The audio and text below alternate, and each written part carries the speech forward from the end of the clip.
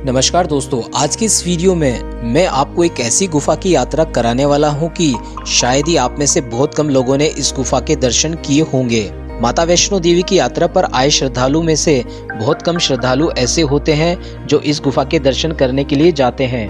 भगवान शिव को समर्पित इस गुफा को शिव खोड़ी के नाम से जाना जाता है। शिव खोड़ी की पूरी यात्रा देखने के लिए और उससे जुड़े सभी रहस्यों को जानने के लिए इस वीडियो को एंड तक जरूर देखें। लेकिन उससे पहले मेरी आपसे एक रिक्वेस्ट है, अगर आप चैनल पर नए आए हैं तो पब्लिक गाइड टिप्स चैनल को सब्सक्राइब करके बेल आइकन को भी जरूर प्रेस करें ताकि हमारी आने वाली वीडियो का नोटिफिकेशन आपको सबसे पहले देखने को मिले। तो चलिए अब इस वीडियो को शुरू करते हैं।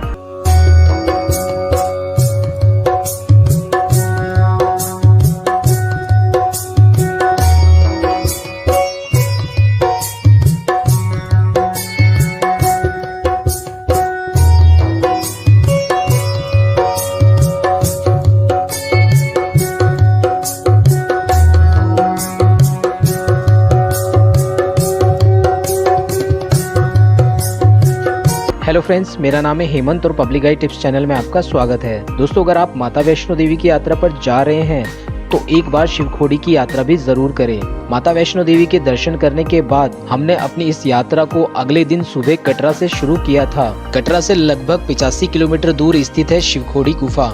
शिव खोड़ी जाने के लिए हमने कटरा से एक 9 सीटर टैक्सी 2600 रुपए में बुक की थी, जिससे हमें जाने में 2 घंटे का समय लगा था। इस रास्ते में आपको एक नवदुर्गा देवी मंदिर भी देखने को मिलेगा, जिसकी मान्यता बहुत ही प्राचीन है। और रास्ते में ही आपको एक कोसी नदी देखने को मिलेगी। यहाँ से ये नदी सीधा पाकिस्तान की तरफ जाती है। आप चाहे तो इस नदी में राफ्टिंग भी कर सकते हैं। यहाँ पर काफी सारे लोग आपको राफ्टिंग के लिए बोलेंगे, जिसका चार्ज वो 500 रुपए पर पर्सन लेते हैं।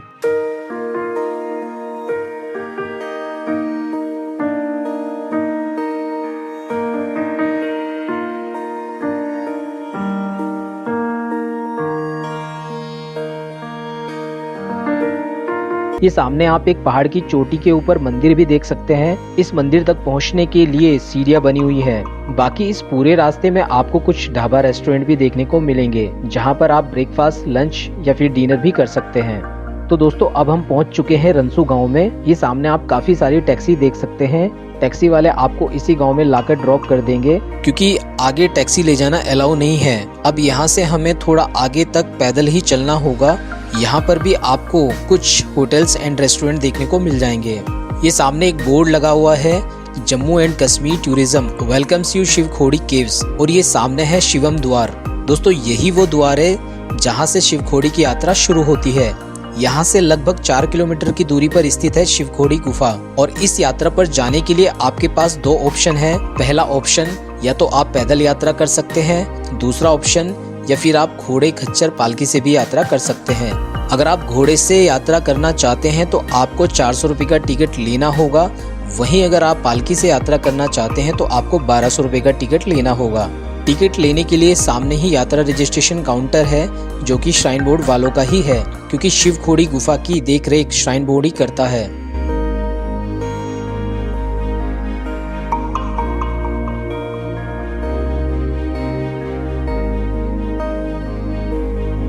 श्री शिव खोड़ी श्राइन बोर्ड यात्रा रजिस्ट्रेशन काउंटर। अगर आप घोड़े, कच्छर या फिर पालकी से यात्रा करना चाहते हैं तो आपको यहाँ पर पे करना होगा। फिर आपको यहाँ से एक टिकट स्लिप मिलेगी। फिर जैसे ही आप इस शिवम द्वार को क्रॉस करते हैं तो आपको यहाँ पर भी काफी सारी दुकानें देखने को मिलेगी, और यहीं से आपको घोड़े, कच्छर, पालकी वाले मिलेंगे। मान लो आपने घोड़े से यात्रा करनी है, जिसके टिकट की स्लिप आप काउंटर से लेकर आए हैं, तो यहाँ पर आप किसी भी घोड़े वाले को स्लिप दिखाकर उसके साथ यात्रा पर जा सकते हैं। लेकिन यहाँ पर आपको एक बात का विशेष ध्यान रखना होगा, जिस भी घोड़े या पालकी वाले के साथ आप यात्रा करते हैं तो उसका आईडी कार्ड लेकर अपने पास रख लेना।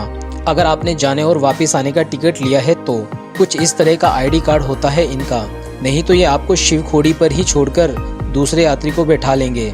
जब आप यात्रा से लौटकर नीचे आएंगे तभी इनका आईडी कार्ड वापस करें और अपने टिकट की स्लिप भी इनको दे दें, क्योंकि उसी स्लिप को दिखाकर ये श्राइन बोर्ड से अपने पैसे लेते हैं। तो कुछ इस तरह का प्रोसेस है घोड़े और पालकी से यात्रा करने का।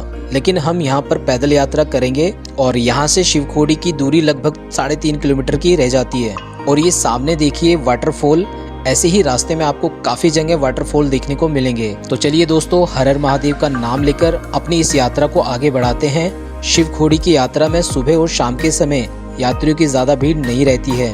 इस यात्रा में 1.5 किलोमीटर से 2 किलोमीटर चलने के बाद आपको एक पर्वत दिखाई देगा जिसकी शेप एकदम गणेश भगवान के मुख जैसी है, इसलिए इस पर्वत को गणेश मुखी पर्वत के नाम से जाना जाता है। आप ध्यान से देख सकते हैं इस पर्वत को, जिसकी पूरी की पूरी शेप बिल्कुल भगवान गणेश के मुखी जैसी है।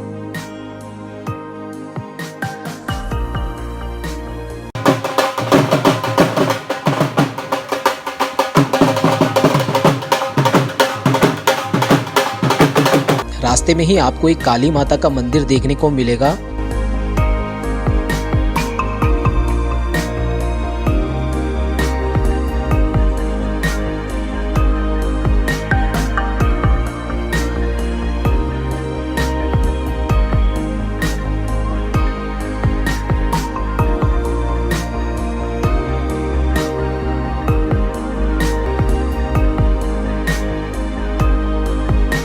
और इस पूरे ट्रैक में आपको कुछ शॉप भी देखने को मिल जाएगी, जहां पर आप चाय, cold drink, chips, Frooti, juice, lassi वगैरह ले सकते हैं। अब हम शिवखोड़ी गुफा के बिल्कुल नजदीक पहुंच चुके हैं और ये सामने देखिए कितनी सीढ़ियां चढ़कर अभी आगे जाना होगा।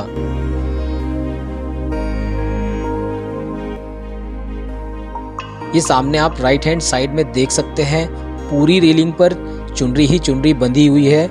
ज्यादातर यहाँ पर श्रद्धालु चुनरी बांधकर अपनी मन्नत को मांगते हैं।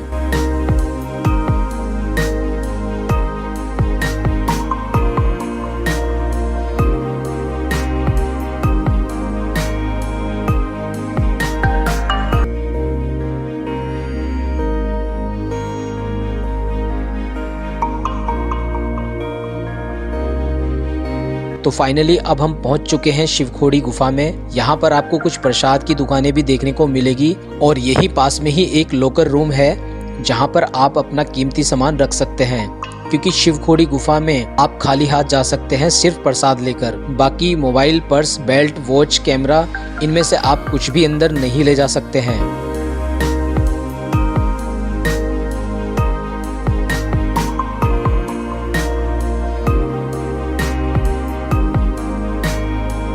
इस अद्भुत गुफा की ऐसी मान्यता है कि जो भी श्रद्धालु इस गुफा के दर्शन कर लेता है तो उसका स्वर्ग में जाना तय है। इस गुफा में आज भी भगवान शिव अपने पूरे परिवार के साथ निवास करते हैं। मान्यता अनुसार इस गुफा का एक छोर सीधा अमरनाथ गुफा की ओर निकलता है और दूसरे छोर में स्वर्ग लोक की ओर जाने वाली सीढ़ियां बनी हुई है। शिवखोड़ी शब्द 2 शब्दों से मिलकर बना है। पहला शिव यानी देवों के देव महादेव भगवान शंकर, और दूसरा खोड़ी यानी गुफा। भगवान शिव की गुफा अपने आप में ही एक वास्तविक आश्चर्य है। शिवखोड़ी गुफा की लंबाई वैसे तो 1.5 किलोमीटर की है, लेकिन भक्तों को सिर्फ 150 मीटर तक ही जाने की अनुमति है। बड़ी मशक्कत करने के बाद भक्त भगवान शिव के दर्शन करते हैं। भगवान शिव के परिवार के साथ यहाँ पर 33 करोड़ देवी देवता भी निवास करते हैं। शिवखोड़ी गुफा का बाकी हिस्सा अभी भी एक रहस्य बना हुआ है। कहते हैं कि इस गुफा के अंदर कुछ साधु संत गए थे जो आज तक वापस नहीं लौटे। अगर आप ध्यान से देखेंगे तो इस गुफा का आकार भगवान शिव के डमरू की तरह बना हुआ है। गुफा के दोनों सिरों पर काफी चौड़ी जगह है, जबकि बीच में गुफा की चौड़ाई बहुत ही कम है। इसलिए इस गुफा में जाने के लिए भक्तों को रेंग कर जाना पड़ता है। सबसे पहले तो इस गुफा के अंदर जितनी भी प्रतिमा है वो सब पिंडी रूप में प्राकृतिक बनी हुई है। आप देखेंगे भगवान शिव और माँ पार्वती की 4 फुट ऊंची एक ऐसी प्राकृतिक पिंडी रूपी प्रतिमा बनी हुई है जिसे अर्धनारीश्वर का रूप दिया गया है, क्योंकि उसमें आधा शरीर शिव का है और आधा माँ पार्वती का। ठीक पास में ही एक छोटा सा गौरी कुंड बना हुआ है जिसमें हमेशा प्राकृतिक पानी भरा रहता है, और पास में ही प्राकृतिक पिंडी रूप में 5 मुख वाले गणेश, कार्तिक और नंदी भी बने हुए हैं। चौंकाने वाली बात तो यह है कि यहाँ पर भगवान शिव के शिवलिंग के ऊपर से प्राकृतिक पानी लगातार टपकता रहता है।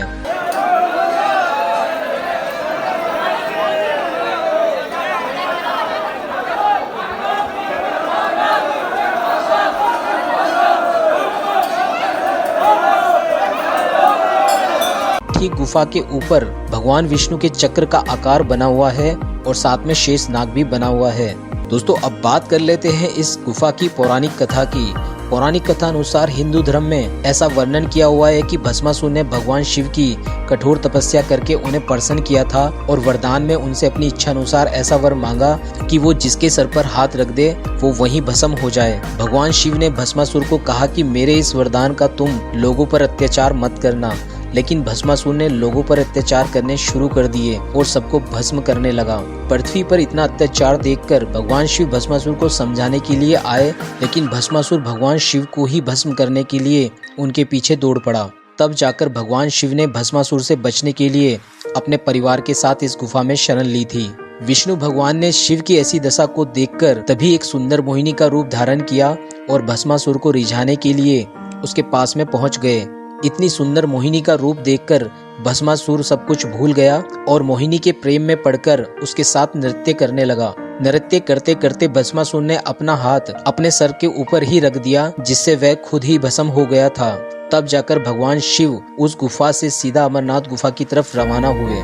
उम्मीद करता हूँ कि आपको मेरी दी गई ये जानकारी अच्छी लगी होगी।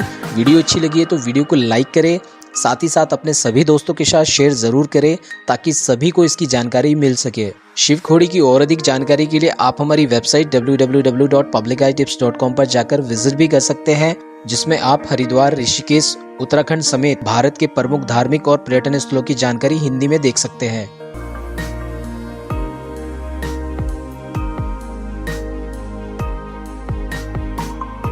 मिलते हैं फिर आपसे एक और नई वीडियो के साथ, तब तक के लिए take care and bye bye.